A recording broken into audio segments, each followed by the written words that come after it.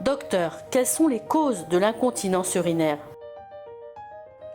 Les voies urinaires du corps humain sont constituées des reins, où l'urine se forme, de la vessie, où l'urine s'accumule jusqu'au moment d'être évacuée, ainsi que des conduits qui permettent sa sortie du corps.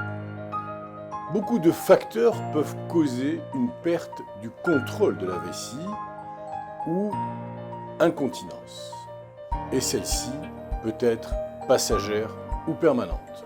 Pouvez-vous nous dire les facteurs de risque et pourquoi augmentent-ils le risque? Il existe des facteurs qui augmentent le risque d'incontinence, mais on peut triompher d'un grand nombre d'entre eux. Par exemple, en maintenant un poids idéal de santé. Par exemple, en cessant de fumer. Ou par exemple, en limitant la consommation de caféine et d'alcool.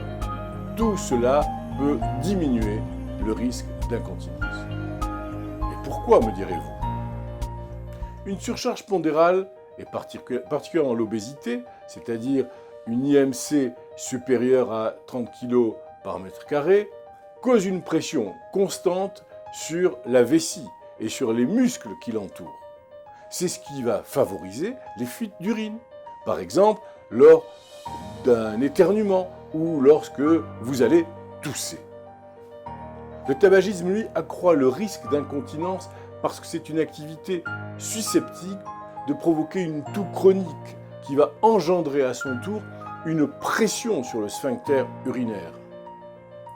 Le tabagisme peut aussi entraîner une hyperactivité de la vessie en raison des effets irritants de la nicotine sur la paroi de la vessie. La consommation de caféine et d'alcool accroît beaucoup le risque d'incontinence parce que ce sont des produits diurétiques.